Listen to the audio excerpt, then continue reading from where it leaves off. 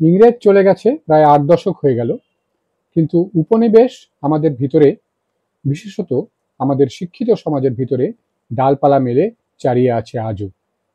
আমরা বলি, ভাবি, প্রকাশ করি ঔপনিবেশিক রীতিনীতি মেনে আজও। সেই ধ্যান ধারণাকে ভেঙে চুরে যে মুষ্টিমেয় কিছু মানুষ এই সার্বিক ব্যবস্থাটিকে নিরন্তর চ্যালেঞ্জ জানাচ্ছেন, তাদেরই অন্যতম পুরোধার নাম জয়া মিত্র।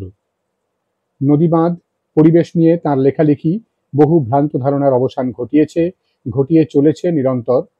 তিনি প্রবন্ধকার, তিনি পরিবেশকর্মী, কবি, ঔপন্যাসিক এবং গল্পকার। আজ গল্পে আড্ডায় রৌহিনে সেই জয়া মিত্রের গল্প উন্নয়ন ও ঘরের লক্ষ্মী। গল্পটি রবিবারের প্রতিদিনে প্রকাশিত হয়েছিল ৯০ দশকের মাঝামাঝি সময়ে।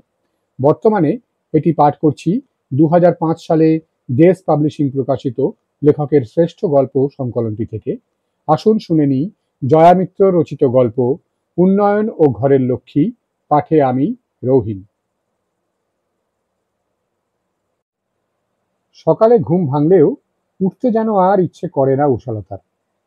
ইচ্ছে মানে কি আর মনের ইচ্ছে? মনের ইচ্ছের কথা বুঝবে বা ভাববে এমন সময় না পেতে পেতে মনের ভেতর যেন আর কোনো ইচ্ছেই নেই। শরীরের ইচ্ছে হয় না, উঠতে চায় না শরীর। সারাদিন একটার পর একটা ৬টা বাড়ির বাসন মাজা, কাপড় কাচা, ঘর মোছা, ২টো বাড়ির আবার বাগানে জল দেওয়া, এক বাড়ি ছাড়া আর বাকি সবকটারই মশলা পেশা। সারাদিন কোনো মতে একরকম চলে, কিন্তু রাত্রে একবার গা এলিয়ে দিলে শরীর যেন সারাদিনের ব্যথাগুলো টের পায়। সেই ব্যথার শরীর আর সকালবেলায় উঠতে আবার একটা ঘষ্টানি খাওয়ার দিন শুরু করতে চায় না। কোলের কাজ ঘেঁষে সম্রাট শুয়ে আছে। রোগা কোলপোঁছা ছেলে সারাদিন একা একা ঘরের উঠোনে নিজের মনে খেলে বেড়ায়। ঘুমন্ত মুখখানা দেখলে মনে বড় মায়া লাগে। মায়ের গায়ে মিশে শুয়ে থাকে, তার উপরে মিঠুন, এটাও রোগা, তার উপরে আবার লম্বা হয়ে উঠেছে। সম্রাটের বয়স ৫ পুরো হয়ে গেছে, এখনো রাত্রে মায়ের গা একটু না চাটলে তার ঘুম আসে না। ঘ্যান ঘ্যান করবে, কাঁদবে, কিন্তু সব পাট চুকিয়ে উষালতা এসে না শোয়া পর্যন্ত তার এই ছেলেটা কিছুতেই ঘুমোবে না।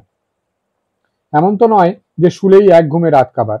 রাত্রি ১টার সময় রাস্তার কলে জল আসে, তখন উঠে হাঁড়ি, কলসি, বালতি নিয়ে লাইন দাও, জল ধরো, তারপর আবার এসে শো, না হয় ৪:৩০, ৫টা পর্যন্ত। তবু তাতেও তারা আপত্তি করে না। সকাল ৮টার জল তারা কেউ ধরতে পারত না, যারা বাবুদের বাড়ি কাজ করে।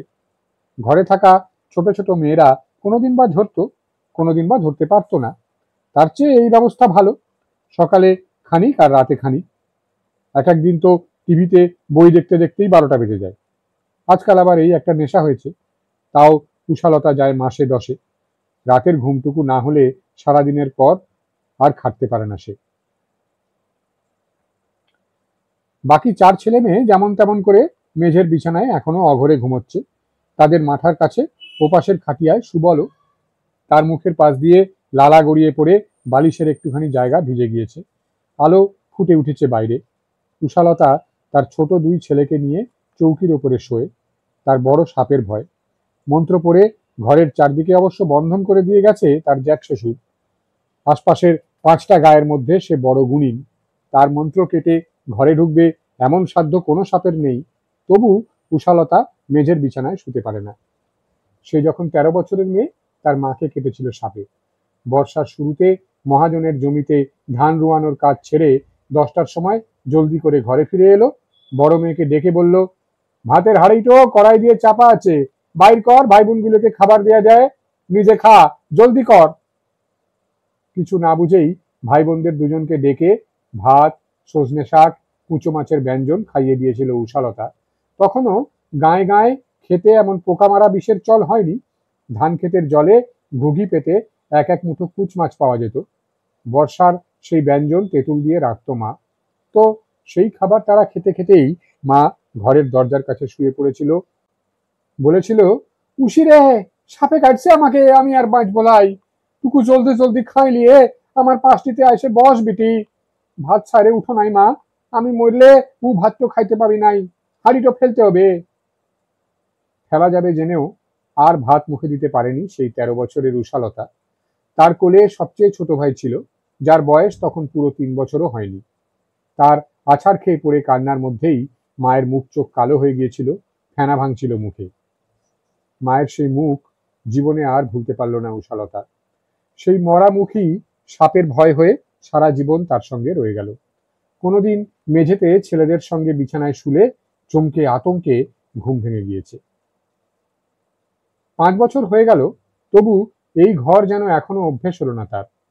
কখনো একদণ্ড চুপ করে বসলে, কোনো দিকে চোখ পড়লে বুকের মধ্যে যেন এখনো হুহু করে ওঠে ছেড়ে আসা পুরনো গাঁ ঘরের জন্য।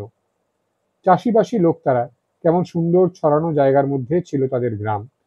2টি বাকলে 30-32 ঘর লোকের বাস, সবাই আপনজন। নিজেদের 2 বিঘা জমি ছিল, আর বাকিটুকু অন্যের কি মহাজনের জমিতে ভাগে খাটা। কষ্টে সৃষ্টে চলে যেত।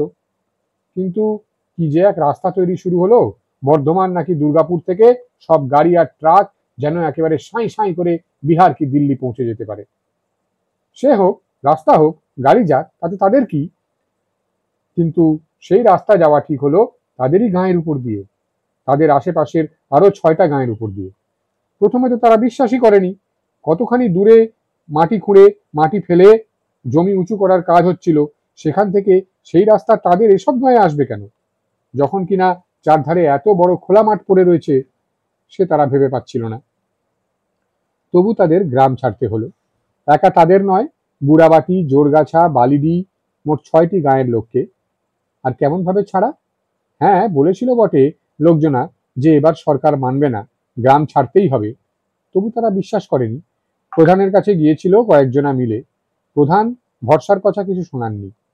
বলেছিল, তোরা বসতি করছিস বটে, কিন্তু জমি তো তোমাদের লয়, জমি গভর্নমেন্টের। এতদিন গভর্নমেন্টের দরকার লাগে নাই, তোমাদের থাকতে দিয়েছে। এখন তার দরকার, তার রাস্তা যাবে, তাহলে উঠতে তো হবে কি। যাদের হাতে দলিল আছে, টাকা গুনে দিয়ে যারা জমি কিনেছিল, এখানে ক্ষতিপূরণ পাবে। শোনো একবার কথা, বাড়ি ঘর করেছে বাপ ঠাকুরদায়। হ্যাঁ, গরিব বটে তারা ঠিকই, লেখাপড়ি, মালিকানা নাই জমির, কিন্তু কতকাল ধরে যে বাস করে আসছে তার কি কোনো জোর নাই? এই গাঁ, এখানে কতদিনের তাদের ঘর দুয়ার, ভাঙলেই হলো। সংসার নিয়ে, কাচ্চা বাচ্চা নিয়ে তারা যাবে কোথায়? কেন? ওই যে অত বড় টার মাঠ পড়ে আছে, রাস্তাটা একটু সরিয়ে সেখান দিয়ে নিয়ে যেতে পারে না সরকার? সব জমি যদি তারই, তো সেসব কথা বলবে কাকে, আর কে শুনবে?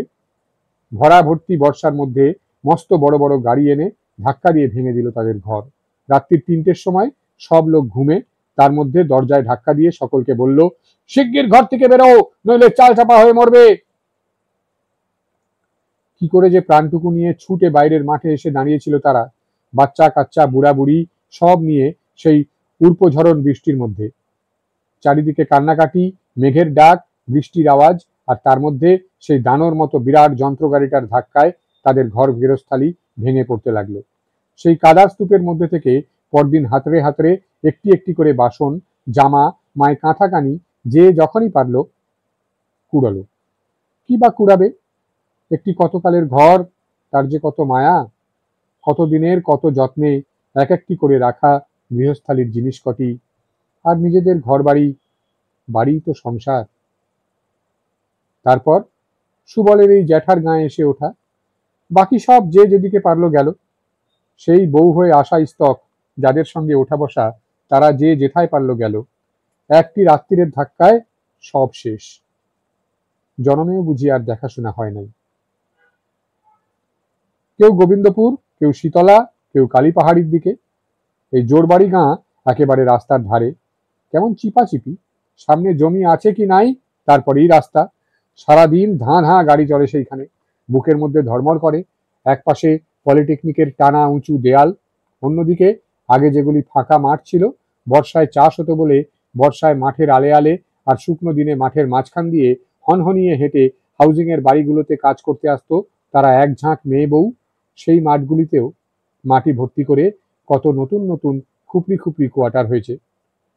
উষালতা মাঝে মাঝে ভাবে, মাঠ ভরে কেবল বাড়িঘর আর রাস্তা করলে লোকে খাবে কি?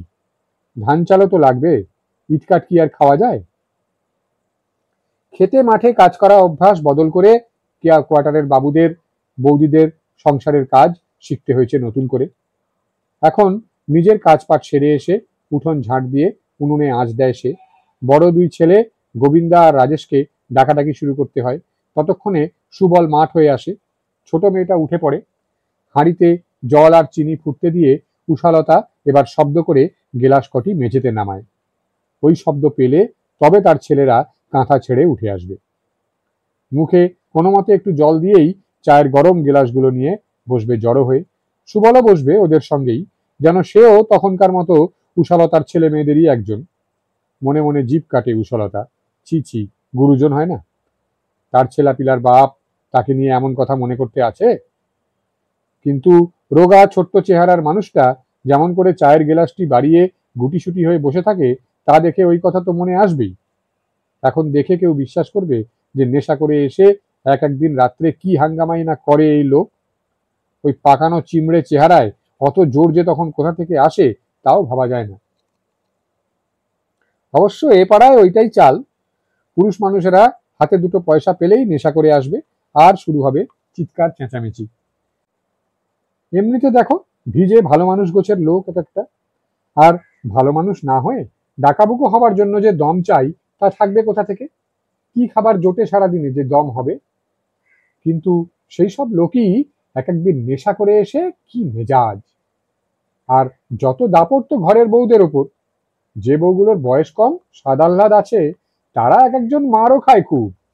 ঘরে শ্বশুর শাশুড়ি থাকলে কি ছেলেপুলে ডাগর হলে অবশ্য তেমন বাড়াবাড়িটা হয় না। কুশালতার গোবিন্দ আর রাজেশ শেয়ানা হয়ে উঠেছে। এখানকার ওদের বয়সী ছেলেরা অনেকে রাস্তার ওপারের বিস্কুট কারখানায় কাজ করে, কিন্তু রাজেশ যেতে রাজেশকে তারাই তাড়িয়ে দিয়েছে। গেট পেরিয়ে ভেতরে যেতেই দেয়নি। কারখানায় কাজ পাবে শুধু এখানকার ছেলে। রাজেশরা তো বাইরে থেকে, ভিন্ন গ্রাম থেকে এসেছে। ওদের বয়সে বাবুদের ছেলেরা যখন ফিটফাট জামা পরে ব্যাগ কাঁধে নিয়ে স্কুলে যায়, কুশালতার 7-8 বছরের ছেলেরা গাঁয়ের যে কজনার ছাগল আছে সেগুলোকে চড়াতে নিয়ে যেত। নিজেদের গাঁয়ে থাকলে হয়তো এতটা লাগতো না তার মনে। সেখানে তো সবাই অমন। এইখানে চোখের সামনে ওদের দেখা যায় যে। কাজ সেরে বাবুদের বাড়ি থেকে পাওয়া ভাত তরকারি নিয়ে বাড়ি আসতো উষালতা। 3টের ভোঁ পড়তো নীল ফ্যাক্টরিতে। তারও খানিক পরে খিদে জ্বলতে জ্বলতে বাড়ি ফিরত দুইজনে। সম্রাট জন্মায়নি তখনও, মিঠুন কোলে। বছর ফিরতে রাজেশকে গরু চড়ানোর কাজ দিল উমেশ গোপ। মাসে 8 টাকা মাইনা আর ডেইলি 1 মোচড় মুড়ি। রাজেশ হুঁশিয়ার ছেলে, সাবধানে গরু নিয়ে যায় আসে। গোবিন্দটা একটু বোকা, বুঝসুঝ কম। 1 বছর বয়সে টাইফয়েড জ্বর হয়েছিল বলেই বোধহয় ওর মাথায় বুদ্ধি শুদ্ধি একটু কম। তাছাড়া গোবিন্দা হবার আগে নিজের পুরনো সংসারে সেবার বড় খাবার কষ্ট করেছিল উষালতা। একদিকে তখন 2 বছরের রাজেশ দিনরাত দুধ চাটে, না পেলে কামড়ে কেঁদে পাগল করে দেয়। তার উপর সে বছর ফাগুনের শেষ থেকে আষাঢ় পর্যন্ত এক ছিটে বৃষ্টি হয়নি। পুকুর ডোবার তল থেকে ফেটে ফেটে চাকলা মাটি উঠে যাচ্ছিল, যেন রোদে আর ঘামাচিতে মা বসুমতীর গায়ের চামড়া ফেটে খসটা উঠে গেছে। শামুক গুগলির চিহ্ন নেই। মাঠের আনাচে কানাচে কোথাও এক গোছা শাক নেই। যেখানে যা ছিল খিদের জ্বালায় সব শেষ করেছে মানুষ। তারপর শুধু সজনে পাতা সিদ্ধ করে খেয়ে মানুষ কদিন থাকে? তার মধ্যে গোবিন্দ 8 মাসের পেটে, শাশুড়ি মরল। লোকে বলল, বটে শোধ, আসল নাম তো সবাই জানে অসুখের, না খাওয়া। হাত পা ফুলে ঢোল, মাথার সমস্ত চুল পড়ে গেছিল, চোখে কিছু দেখে না। কেবল কুশালতাকে ডেকে কাছে বসাতো, পেটে হাত বুলিয়ে বুলিয়ে দেখত। সে মরতে জ্ঞাতি কুটুমকে ভোজ দিতে হয়েছিল। ওই 30-40 জনা লোকের ভাত ডাল কুমড়োর তরকারি তেঁতুলের অম্বল। না করবার উপায় নেই। মরা মানুষের আত্মাটি মুক্তি পাবে না। অন্ধকার হলে এই কুলি বাকলের ধারে ধারে কেঁদে ফিরবে। কাজেই ধার ঋণ করে হলেও শ্রাদ্ধের ভোজ দিতেই হবে। তো সেই ভোজের শেষে তেঁতুলের টক দিয়ে বেশ করে মাঠা 1 বাটি ভাত খেয়ে কুশালতার দাস্ত বমি শুরু হয়েছিল। গাঁয়ের বুড়িরা 5 জনে ছুটে আসে সেই রাত্রে, তাকে উড়ি পড়ি গাল দেয়। আবার তার মধ্যেই জন্মানো ছেলের নাড়িও কাটে। কুশালতা বেহুঁশ ছিল। পরে সে কথা নিয়ে হাসাহাসি। সুবলের গ্রাম সম্পর্কে বোন শিবানী ঠাট্টা করে বলেছিল, ছেলের নাম দে ভাত কুমার। ননদ ভাজ দুজনেই হেসে কুটিপাটি হয়েছিল। তা কি করবে সে? কতদিন পরে অমন ঝরঝরে সাদা ভাত তারই উঠোনে বসে অতগুলি লোক খেয়ে যাচ্ছে, সে আর লোভ সামলাতে পারেনি। নিজের ঘরে বসে দুবেলা পেট পুড়ে ভাত খাওয়া, ছেলাপিলার সামনে ভাতের থালা ধরে দেওয়া, তার চেয়ে বেশি সুখ আর কিসে? শীতের সকাল, তোলা জল কনকনে ঠান্ডা, চাষের বাটি কেটলি ধুতেই হাতের আঙুল কালায়। এদিকে রোদ না উঠতেই ৮টা, সব বাড়ির বৌদিদের মুখ গম্ভীর, রাগ করবে দেরি হয়েছে বলে, তাদেরও তো আবার অফিস স্কুলের ভাত দিতে হবে। কিন্তু সেইবার কত শিগগির করবে? এই পাক্কা ১.৫ কোষ রাস্তা হাঁটতে হয় তাদের। পথের পাথরের টুকরো ঠান্ডার দিনে পায়ের তলায় বিঁধতে থাকে যেন বিষের মতো। পা ফেলা যায় না মাটিতে। কয়েকজনের পায়ে হাওয়াই চটিও আছে, আবার উষালতার মতো ২-৪ জনের খালি পা। তবু গ্রাম আর রাস্তার মাঝখানে লম্বা সরু জমিটুকু দেখে চোখ জুড়োয় তাদের সকলের। এক ফালি জমি কিন্তু একেবারে ঝুলে পড়েছে ধানে। চলতে চলতে মুখে মুখে হিসেব করে তারা। আজ বুধবার, মাঝে আর ৩টে দিন। রবিবার কাজের বাড়ি থেকে ছুটি নেবে বলা আছে সবারই। সকাল থেকে লেগে পড়লে বিকেল গড়িয়ে সন্ধ্যা পড়ার আগেই ধান উঠে যাবে মাঠ থেকে। কি বা ধান, কতটুকু জমি, হয়তো ১.৫-২ মাসেরই খোরাকি হবে, কিন্তু তবু তো নিজেদের আজ্জানো ধান। ৫টা-৬টা বাড়িতে হাড় ভাঙা খাটনির পরেও এটুকু করতে পেরেছে তারা। মরদরা মাটি ভেঙেছে, চাষ দিয়েছে, ছোট ছোট বাচ্চাগুলোও নিড়ানি দিয়েছে, আর মাঠও যেন হেসে উঠেছে এখন। এটুকুই কি হতো নাকি? মাঠের ধানের তৃষ্ণা থাকলে কি হবে? তাদের কারো জমি আছে এক কথা? গাঁয়ের মেম্বার ভূপতিবাবু ব্যবস্থা করলো বলে তবেই তো। এসব সরকারি জমি, রাস্তার দুপাশে ছড়ানো যতদূর ছাড়া জমি সবই সরকারের, একথা তো প্রধানও বলেছিল। তবে সরকারের জমিতে রাস্তা ঘেঁষে দোকান চালা, এটা সেটা আছে। তাছাড়া ভূপতিবাবুও তো সরকারেরই লোক। সব জায়গায় যত কিছু টিপছাপ, তার উপর পঞ্চায়েত মেম্বার বলে ভূপতিবাবু সই করে দিলে তবেই কেবল সে কথা সরকারের ঘরে চলে। তা সে রাস্তার ধারে ২টা জলের কল বসানোই হোক, আর সদর হাসপাতালে রোগী ভর্তি করাই হোক, সব জায়গায় ওনার মান্যি খুব। সেই ভূপতিবাবু নিজেই ব্যবস্থা করেছে, গেল বছরও করেছিল। জোরবাড়ি, বালিডি আর ধর্মনগর, এই ৩টি গ্রাম থেকে আসা যে লোকগুলি এই আনাচ কানাচে বসতি করে আছে, তাদের মাটির জন্য বড় আকুলি বিকুলি। তেমনি ২৫ ঘরকে ওই জমি চাষ করতে দিয়েছিল। ঘর প্রতি ২০০ টাকা করে নিয়েছিল অবশ্য, কিন্তু এধার ওধার পয়সা না খাওয়ালে জমি দেখাশোনার লোকেরাই বা মানবে কেন? ২০০ টাকা জোগাড় করা কি মুখের কথা? কি করে যে জোগাড় করেছিল সে তারাই শুধু জানে। এই নতুন গ্রামে এসে বাড়ি করা, সংসারের যৎ সামান্য সামান কেনা, সেও তো করতেই হয়েছিল। তারপর ৩-৪ বছর ধরে সেই ধার শোধ করা। গত বছর থেকে আবার এই ২০০ টাকা করে উষালতা, সুবলা, আশা, শিবানী প্রায় সকলেরই একটা না একটা বাবুঘর থেকে কারো ১৫ টাকা, কারো ২০ টাকা কাটা যাচ্ছে এখনো। টাকা কাটা যাওয়া মানে পেট কাটা, আর কি। তা হোক, তবু এই ৩টে দিন পর এই মাঠ ভর্তি ধানও তাদের নিজেদের হবে। এই সুখের আশাতেই তো সব কষ্ট হাসি মুখে সয়ে নেওয়া যায়। ভূপতিবাবু বলেছে, কোনো তাড়া নেই, নিশ্চিন্তে ধান তোল। গোড়া থেকে ওপর পর্যন্ত সব দিক বেঁধে ছেড়ে কাজ করেছি আমি। ২৫টা ঘর থেকে ২০০ করে টাকা, কম নাকি? গেল বছর বর্ষার শুরুটা ভালো ছিল, ভালো জল হয়েছিল, কিন্তু থোড়ে দুধ এসে যাওয়ার পর আর জল হলো না। মাঠ ভর্তি ধান চিটা হয়ে গেল। এবছর তেমন নয়, এবছর মা লক্ষ্মী হাত উপুর করে দিয়েছেন। কিলো, তোদের পায়ে যে খিল লেগে আছে, চলতে পারছিস নাই? পিছন থেকে খড়খড় করে ওঠে ভাদুর মায়ের গলা। বিটুদের ঘরে বাসন ধোয়া মোছা কইরে মাসিমাকে ঘর পৌঁছতে আমার 10টা বাজে যাইবে। যে মুখ ওর বউটার, করবে কেনে নাই, তুমি না গেলে বুড়িটো শুকায় থাকে। ও গ্যাসের রান্না লিবে নাই, আর উয়ার বউ উনান ধরাইতে জানে নাই। বুঝো কেন ইয়াদের? আমাদের ঘরের 5 বছর এটাও উনান ধরাইতে পারে। দ্রুত পা চালিয়ে আসা দলটা হাউজিং কমপ্লেক্সে ঢুকে নানা পাড়ায় ছড়িয়ে যায়। এক বাড়ির বাসন, আরেক বাড়ির বাসন। মনটা উসপিস করে উষালতার। আজ গোবিন্দাকে নিয়ে ডাক্তারের কাছে যাবার কথা ছিল। বারে বারে সুবলকে বলে এসেছে, কিন্তু তার কি খেয়াল হবে? অদ্ভুত লোকটা। ওই ধানের মরশুমে কদিন যা কাজ পেল করলো, না হয়তো গলি বাকলে কোথাও বসে রইল থুম ধরে। কত লোক বাজারে মোট বয়, মিস্ত্রির জোগাড়ের কাজ করে, এর সেসব কিছু না। অথচ নিজের গায়ে কত নাম ছিল সুবলের। মহাজন প্রত্যেক বছর সুবলকেই ডেকে পাঠাতো। লোকে বলতো, সুবল মাঠে নামলে লক্ষ্মী এসে সেই মাঠে বসেন। কিন্তু কি হলো তাতে? সেই যে ঝড় বৃষ্টির মধ্যে আচমকাই ঘুম ভেঙে দেখলো রাক্ষসে মেশিনগুলোকে আর চোখের সামনে ঘরদুয়ার ধুমধুম করে ভেঙে পড়া। সেই থেকে লোকটা কেমন যেন জবুথবু হয়ে গেছে, কোনো কাজ আর করতে চায় না উৎসাহ ভরে। এখানে এসে প্রথম প্রথম তবু হাউজিং এর সব কোয়ার্টারে বাগানের কাজ করত, মাটি কোপানো, ঘাস লতা ছেঁড়া, মাচা বাঁধা। কিন্তু চোখটাও যেতে বসেছে, আগাছা বলে ভালো গাছ তুলে দিয়েছে কবার, তা ভিন্ন উৎসাহ নাই। মাসে 10-এ একদিন গেলে কি হয়, অন্য লোকে রোজ আসে, খোঁজ খবর নেয় কাজের, তারাই পায়। একদিনের হাজিরি 25 টাকা। অত বাড়ি বাগানও আছে, কোথাও না কোথাও কাজ রোজই হয়, কিন্তু এর উৎসাহই নাই।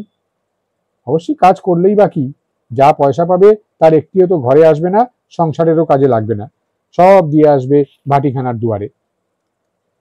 কিন্তু গোবিন্দাটাকে তো আজ নিয়ে যেতে হতো, ব্যান্ডেজ বদল করে দেবে কম্পাউন্ডার বাবু।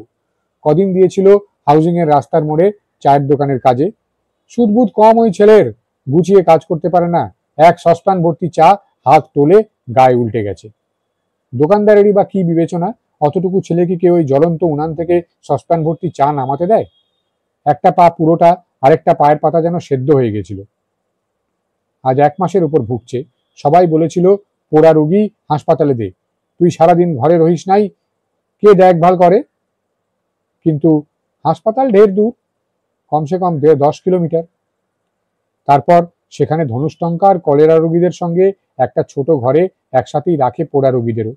ছেলে তো ভয় কেঁদে কেটে অস্থির, বাড়িতে নিয়ে এসেছে, কিন্তু এখনো পা শুকোচ্ছে না, হাঁটাচলা করতে পারে না। 12টা ইঞ্জেকশন দিতে বলেছিল, মোটে 5টা দেওয়াতে পেরেছে। যা দাম, একটা ধার পুরো শোধ না হতে কি করে আরেকটা ধার চাইবে?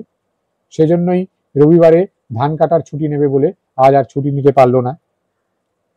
এত রকম ঝামেলা যদি নিত্যদিন লেগে থাকে সংসারে, কি করে কোন দিক সামলায় উষালতা? নিজের হাড় ভাঙা খাটনি, অসুখ বিসুখ ক্লান্তি, সে তো ভাবনার মধ্যে আনতেই পারে না। একদিন বেলা পর্যন্ত যতক্ষণ শরীর চায় পড়ে পড়ে ঘুমোতে ইচ্ছে হয়, কিন্তু মরণকাল ছাড়া সে বোধহয় আর কপালে জুটবে না কোনোদিন। 3 নম্বর বাড়ির ঘর মোছা শেষ করে ফিনাইল জলটা নালিতে ঢালবে বলে বালতি হাতে বাইরে এসেছিল উষালতা। দেখে শিবানীর মেয়ে আন্না রাস্তা দিয়ে দৌড়ে আসছে কি একটা বলতে বলতে। তার বুক ধরফর করে ওঠে, হে ভগবান, গোবিন্দা! ওপাশের বাড়ি থেকে সুবালা, 3তলা দালান থেকে সিন্ধুবালা রাস্তায় বেরিয়ে এসেছে তাড়াতাড়ি। ততক্ষণে আন্না আরো একটু কাছে চলে এসেছে, তার কথাগুলো এবারে খানিকটা বোঝা যাচ্ছে। ও মাসি, শীঘ্রই চলো গো, দেখো ধানের কি সর্বনাশ হলো। প্রাণপণ ছুটেও তারা সবাই যতক্ষণে ধর্মনগরের কাছে রাস্তায় উঠতে পেরেছে, ততক্ষণে গোটা 6-7 ট্রাক ঘিরে লোকজন জড়ো হচ্ছে সবে। পাশের জমির অর্ধেক ধান চাপা পড়েছে পাথরকুচির নিচে। একের পর এক ট্রাক এগিয়ে আসছে, ডালা খুলে হড়হড় করে পাথরকুচি ঠেলে দিচ্ছে জ্যান্ত ধান গাছের উপর। চারপাশে জলজ্যান্ত সবাই দাঁড়িয়ে আছে হতভম্ব। সামনের ট্রাকটার পাশে দূর থেকে বোঝা যায়নি পুলিশের কালো গাড়ি, বন্দুক হাতে 2টো পুলিশ দাঁড়িয়ে আছে তথায়। কারুর মুখে কোনো কথা সরে না। সিন্ধুবালা বুড়ো হয়েছে বলেই তো নিজেকে আর সামলাতে পারে না। হঠাৎ হাউমাউ করে কেঁদে উঠে ফর্সা পোশাক পরা যে বাবু গোটা কাজটার তদারকি করছিল তার পায়ের উপরে গিয়ে পড়ে। ও বাবু, পাকা ধানগুলোর বুকে পাথর কেনে চাপাচ্ছ গো, একেবারে তৈরি ধান। বাবু ওর দিকে তাকিয়েও দেখে না, পুরো জটলাটার দিকে তাকিয়ে ধমকে ওঠে, কারা ধান লাগিয়েছে এখানে? সরকারি জমি দখল করে? এ জমিতে ধান লাগানো বারণ, বাড়িঘর করা বারণ, এ জমি দখল করা বেআইনি, জানো? সব শুদ্ধ আমি বেঁধে চালান দিতে পারি। পুরো ভিড়টা থমকে যায়। সিন্ধুবালা উঠে দাঁড়িয়ে 1-2 পা পিছিয়ে আসে, তবুও কান্না থামাতে পারে না। ও বাবু গো, অপরাধ হয়ে গেছে আমাদের, নাক কান বলছি, তবু একটা দিন সময় দাও গো, পায়ে পড়ি, আমরা কাইটে লুবো ধান তো, ধানের চালের ভাত তো তোমরাও খাও বাবু, ধান লক্ষ্মী, তার বুকে পাথর চাপাইতে নাই, দয়া করে কেবল আজকের দিনটা দাও বাবু। এবার আরেকজন মোটা মতো বাবু এগিয়ে আসে। সরকারের কাজ কি তোমাদের বেআইনি কাজের জন্য আটকে বসে থাকবে? এখন ধান লক্ষ্মী, লক্ষ্মীকে নিজের ঘরে বসানোর কথা মনে ছিল না? এখান দিয়ে হাই টেনশন ইলেকট্রিক লাইন যাবে, এই এক দিনের খরচ জানো? তোমাদের মতো লোকেদের বেআইনি কাজের জন্য দেশের উন্নতির কাজ আটকে থাকবে? যত সব। খালি ট্রাকগুলো চলে যাচ্ছে। গাড়ির পাশে দাঁড়িয়ে থাকা পুলিশ দুটো এগিয়ে আসে। একজন পিঠের বন্দুকটা খুলে মাটির উপর দাঁড় করায়, হাত নাচিয়ে জটলাটাকে বলে, চলো হাঁটো হাঁটো, ভিড় ফর্সা করো, নিজের নিজের কাজে যাও। জটলাটা একটু সরে গিয়ে খানিক ছড়িয়ে দাঁড়ালো। খালি ট্রাকগুলো চলে যায়। 1 ইঞ্চি স্টোন চিপস বোঝাই নতুন ট্রাক এসে পৌঁছতে থাকে। খড়খড় করে পাথরকুচি ঢালার শুকনো শব্দ হয়।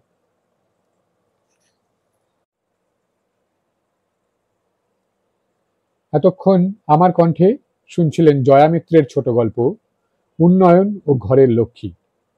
এটি পাবেন দেশ পাবলিশিং প্রকাশিত জয়া মিত্রের শ্রেষ্ঠ গল্প বইটিতে। সে বই অনলাইনে কেনার সুলুক সন্ধান যথারীতি রইল বর্ণনার বাক্সে। গল্প কেমন লাগলো মন্তব্যে লিখতে ভুলবেন না যেন। আর ভালো লেগে থাকলে একটু লাইক, শেয়ার ইত্যাদির অনুরোধ। চ্যানেলে এখন গল্পের পাশাপাশি উপন্যাসও প্রকাশিত হচ্ছে ধারাবাহিকভাবে। কবে কোথায় কি চলছে সহজে জানতে হলে একটু সাবস্ক্রিপশন করে ফেললেই হবে। শুনতে থাকুন, পড়তে থাকুন, চেতনায় ভাবনায় থাকুন নিরন্তর। নতুন পর্বে দেখা হবে খুব শিগগিরই। আজ তাহলে আসি।